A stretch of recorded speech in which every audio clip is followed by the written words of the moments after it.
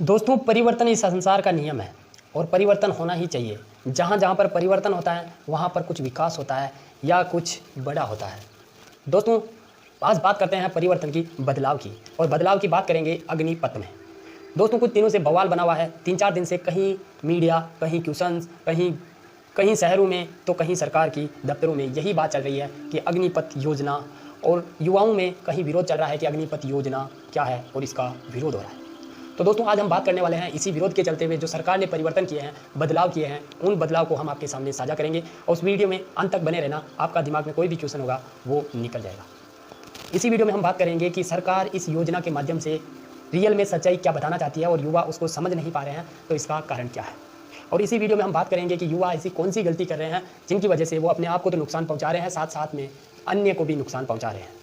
और इसी वीडियो में हम बात करेंगे कि सरकार को ये युवाओं की बात समझनी चाहिए ताकि ये विरोध रुक सके और अग्निपथ योजना में युवा फॉर्म भरवा सके और इसको स्वीकार कर सके। तो दोस्तों, बिना समय गवाए इस वीडियो को शुरू करते हैं। तो सबसे पहली चीज़ तो ये बताते हैं कि विरोध क्यों हो रहा है, किसका हो रहा है। विरोध हो रहा है अग्निपथ योजना का, जो कि सरकार ने निकाली है 4 साल की सेना भर्ती, जिसमें 4 साल के लिए सैनिक भर्ती किए जाएंगे। उनमें से 25% युवाओं को स्थायी नौकरी मिलेगी। उसके बाद जो 75% युवा रहेंगे उनको 4 साल के बाद निकाल दिया जाएगा। तो सरकार इसके ज़रिए जो समझाना चाहती है वो युवा अभी नहीं समझे हैं। तो सरकार ने फिर से नोटिफिकेशन के ज़रिए ये बातें कही है कि जो 75% युवा निकलेंगे उनको कहीं फ़ायदे हैं। दोस्तों, पहली चीज़ तो ये समझिए कि एक युवा जो कि अपनी 22 साल की उम्र में अग्निवीर बन के रिटायर होता है तो उसको 11,71,000 यानी लमसम 12 लाख रुपये एक साथ मिलते हैं, जिसे वो कहीं पर भी इन्वेस्ट करके या कोई भी अपना धंधा, बिजनेस, व्यापार कुछ भी कर सकता है। तो उस तरह से वो सेटल हो सकता है, या फिर उस पैसे को वो अपनी स्टडी पूरी करने में लगा सकता है या फिर अपने घर में लगा सकता है। तो दोस्तों बताइए, वो बेरोज़गार कहाँ हुआ। ये तो उस पर एक तरह की क्षमता हो गई कि वो अपने पैरों पर खड़ा हो सकता है।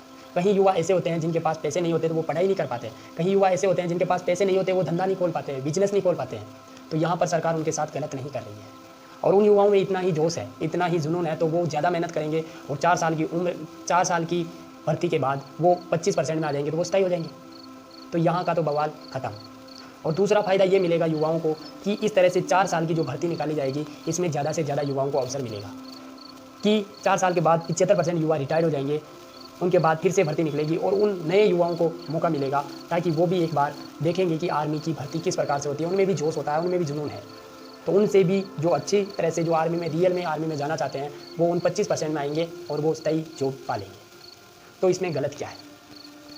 और तीसरी बात दोस्तों, इसके अंदर जो युवा 75% निकलेंगे उनको एक सर्टिफिकेट दिया जाएगा अग्निवीर कौशल नाम से। उसके सहारे उनको कहीं नौकरियों में प्रायिकता मिलेगी, जैसे असम राइफल हो गया, पुलिस हो गई और अन्य कहीं जॉब है जिनमें सरकार उनको प्रायिकता देगी। तो आप ये सोचिए कि वो बेरोज़गार कहाँ हुए, उनको और जॉब लगने में कहीं फ़ायदा हो गया। एक युवा जो जॉब करके आएगा, एक अग्निवीर के रूप में आएगा, उस युवा को अपना स्किल डेवलप हो जाएगा, यानी एक वो अपना कौशल विकास करके आएगा, अपना स्किल डेवलप करके आएगा, तो वो एक अच्छा वर्कर बन जाएगा। वो कहीं पे भी काम करेगा तो वो अच्छे से एक्सपीरियंस से कर सकेगा, क्योंकि वो एक अग्निवीर के रूप में पहले ही 4 साल काम कर चुका है। तो वो हर चीज़ को समझेगा और एक सही तरीके से वो अपने डिसीजन लेगा। तो यह तो एक तरह से उसे ट्रेन करने की ट्रेनिंग होगी। अब युवा जो इसका विरोध कर रहे हैं, तो वो विरोध क्यों कर रहे हैं ये चीज़ सरकार को समझना चाहिए। तो युवा इसीलिए विरोध कर रहे हैं कि 2 साल पहले जो भर्ती निकाली थी उस भर्ती का मेडिकल हो गया और फिजिकल हो गया, परंतु उनका पेपर नहीं हुआ। तो सरकार को यहाँ सोचना चाहिए कि उन युवाओं का पेपर लेना चाहिए। और युवाओं ने इसीलिए भी विरोध कर रहे हैं कि उनकी जो एज थी वो ओवर हो गई, यानी जो पहले 2 साल से पहले वो जब फॉर्म भरवा सकते थे वो अब 21 साल की एज में नहीं आते हैं। यानी यह जो भर्ती है ये 17.5 से 21 साल के युवा ही भर सकते हैं। तो इसीलिए विरोध हो रहा है। तो सरकार ने इसमें परिवर्तन किया है और 2 साल की छूट दे दी है कि अब इस साल जो भर्ती होगी उसमें 17.5 से 23 साल की उम्र के युवा भर सकेंगे। तो ये बदलाव सरकार ने किया है। अब युवाओं को भी ये समझना चाहिए कि विरोध जो कर रहे हैं वो विरोध का तरीका नहीं है। उन आतंकवादी और युवाओं में फिर क्या अंतर रह जाएगा। एक शांतिपूर्वक विरोध कीजिए, विरोध करने का मुद्दा है तो विरोध कीजिए, अच्छी बात है, विरोध करना चाहिए कि उन बच्चों का एग्ज़ाम होना चाहिए जिन्होंने मेडिकल और फिजिकल पास कर लिया, और सरकार को भी करवाना चाहिए कि उनका एग्ज़ाम करवाना ही चाहिए, इसीलिए विरोध हो रहा है। परंतु इस प्रकार से आप संपत्ति को नुकसान पहुँचाते हो या अपने आप को नुकसान पहुँचाते हो कि आप फांसी खा के मर रहे हो, कि आप जहर खा के मर रहे हो, कि मैं एक आर्मी का बंदा नहीं बन सका, मैं एक फौजी नहीं बन सका, तो यानी अपने आप को ही मार लो। तो यह गलत है दोस्तों। आप ऐसा कदम कभी मत उठाना। और जो उठा रहे हैं ना, उनसे हाथ जोड़ के निवेदन है, किसी का कुछ नहीं जाएगा, जाएगा तो सिर्फ आपके माँ बाप का और बाकी किसी का कुछ नहीं जाएगा। इसीलिए दोस्तों हाथ जोड़ के निवेदन है, आप कम से कम फांसी के फंदे में लटक कर अपनी जान मत दो। आप विरोध कीजिए, शांतिपूर्वक कीजिए, किसी सरकारी दफ्तर के सामने कीजिए और वो भी शांतिपूर्वक कीजिए, आपकी मांग जरूर पूरी होगी। परंतु इस प्रकार से सरकारी संपत्ति को नुकसान पहुंचाओगे या फिर अपने आप को नुकसान पहुंचाओगे तो इससे किसी को कोई फर्क नहीं पड़ेगा। अब एक क्वेश्चन यह भी है कि इस योजना के बाद हमारी जो एयर डिफेंस है वो एक कमज़ोर हो जाएगी। तो दोस्तों आप सोच के देखिए कि 4 साल की ट्रेनिंग के बाद जो युवा स्थायी होगा, 4 साल की ट्रेनिंग के बाद जो युवा स्थायी होगा तो वो कितना पावरफुल होगा और कितना एक्सपीरियंस वाला होगा। तो यह हमारे देश की जो आर्मी है कमज़ोर कैसे हो जाएगी। 4 साल तक जो बंदा ट्रेनिंग करेगा उसके बाद 25% जो युवा लिए जाएंगे वो कितने एक्सपीरियंस वाले होंगे जो बॉर्डर पर जाकर दुश्मनों से लोहा लेंगे। अगर किसी युवा में जब से ज़्यादा जोश होगा और चाहता है कि वो मैं दुश्मन से लड़ूं तो वो मेहनत करेगा और उन 25% में आ जाएगा कि वो वहाँ पर स्थायी हो जाएगा। तब वो किसी भी दुश्मन को पछाड़ने के लिए दम रखेगा। और वैसे तो युवा जो आर्मी में जाता है वो हर एक युवा किसी भी दुश्मन को गोलियां मारने की हिम्मत रखता है और मरने और मारने का जुनून रखता है। परंतु दोस्तों एक्सपीरियंस बड़ी चीज़ होती है, इससे हमारी आर्मी कमज़ोर नहीं होगी।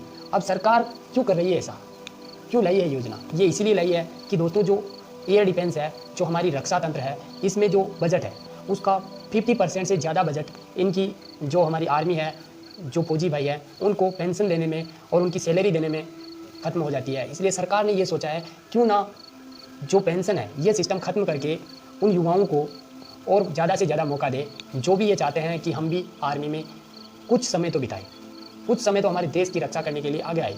तो इसीलिए एक प्रकार की योजना निकाली गई है। और जो पैसा बचेगा पेंशन का, उस पैसे को हमारे देश की आर्मी के लिए कहीं अस्त्र शस्त्र जो कि मंगवाए जा सकते हैं, तो सेना के अस्त्र शस्त्र से मजबूती के लिए यह योजना निकाली गई है जिसे सरकार समझाना चाहती है। तो हाथ जोड़ के निवेदन है, आप इन चीज़ों को समझें और सरकार को भी ये समझना चाहिए कि जो पेपर लेना चाहिए वो पेपर ले, क्योंकि मेडिकल और फिजिकल हो चुका, उनका पेपर ले लीजिए और युवा विरोध करना बंद कर देंगे। और ऐसे ही युवा भी अगर सरकारी संपत्ति को नुकसान पहुंचाएंगे तो हमारा ही नुकसान है दोस्तों, इससे किसी का कोई नुकसान नहीं होने वाला। तो दोस्तों आशा करता हूं कि आपको इस वीडियो के माध्यम से ये चीज़ समझ आ गई होगी कि क्यों सरकार ने यह योजना निकाली है और इसमें क्या क्या फ़ायदे होने वाले हैं। तो आपको भी समझना चाहिए और आपको इस प्रकार का विरोध नहीं करना चाहिए जिसमें अपने आप को और सरकार को नुकसान हो। और दोस्तों यदि फिर भी आपका कोई भी क्वेश्चन, आपका कोई भी डाउट्स है तो आप कमेंट सेक्शन में ज़रूर बताइए। और वीडियो आपको समझ आया हो और जो बातें मैंने बताई है वो समझ आई हो तो प्लीज़ वीडियो को लाइक कर दीजिए और ज़्यादा से ज़्यादा शेयर कीजिए ताकि जो गलत अफवाह है वो ना आए और जो सही चीज़ है वो सबको समझ आ जाए। और दोस्तों आप चैनल पर नए हो तो चैनल को सब्सक्राइब कर दीजिए। मिलते हैं ऐसे ही इन्फॉर्मेशन वाले वीडियो के साथ, तब तक के लिए जय हिंद, जय भारत।